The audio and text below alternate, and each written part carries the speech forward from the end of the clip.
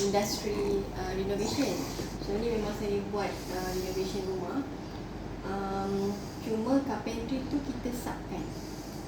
So saya dah dalam bidang ni sebenarnya dah lebih 17 tahun. Saya since 2007 sampai sekarang lah.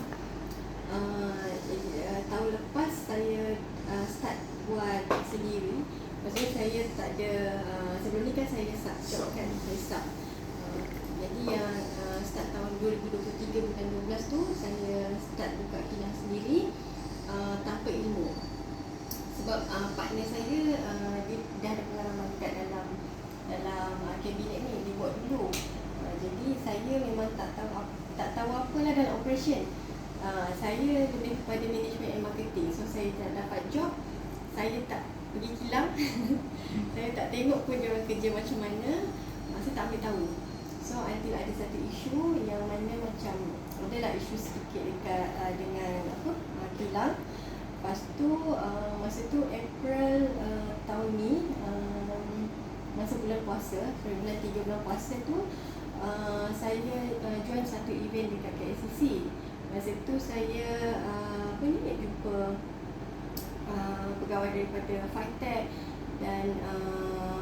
dan play dalam kabinet lah, IKM cohort sebelum ni.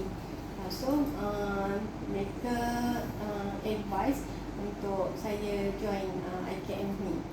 Jadi saya menyewa dengan satu kilang. Owner kilang ni pun dia pun cohort cohort yang sebelum ni lah. Saya tak ingat cohort berapa dekat IKM ni. So dia pun advise saya join yang ni. Sebab dekat sini dia macam belajar A to Z jugalah.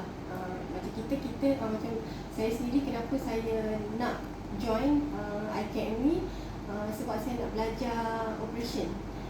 Sebab sebelum ni saya tak tahu pun nak kira bahan macam mana, semua saya lepas tu partner yang buat. Saya tak tahu kira barang, saya tak tahu buat, mungkin saya tak tahulah.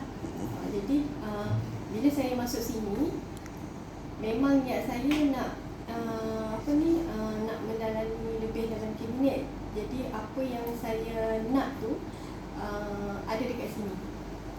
Contoh macam kita orang hari tu kita belajar pasal bom kan. Lepas tu software. Masa sebelum ni bila saya jumpa customer, saya tak ada drawing. Saya harapkan orang lain untuk buat sketch drawing tu. Dan saya outsource. So bila dekat sini saya dah tahu dah macam mana lagi cepat untuk close lah. Bila kita tahu macam mana nak buat SketchUp, drawing lah kan. Dekat bila saya dah belajar dekat sini, saya boleh improvekan lagi lah saya punya bisnes lepas ni. Kemudian yang bestnya bila saya masuk sini, pelbagai grant yang dia sediakan. Sebelum ni saya tak tahu mana tu pasal grant-grant yang disediakan oleh MARA. So bila masuk sini, dia bagi tahu pelbagai kemudahan yang disediakan tu. So lepas ni lagi mudah lah, lagi cepat lah sepatutnya. Sales saya akan lebih tinggi, lebih tinggi, dan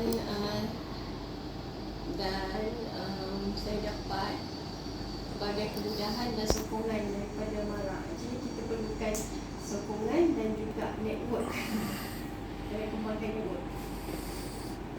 Base dekat mana ni? Base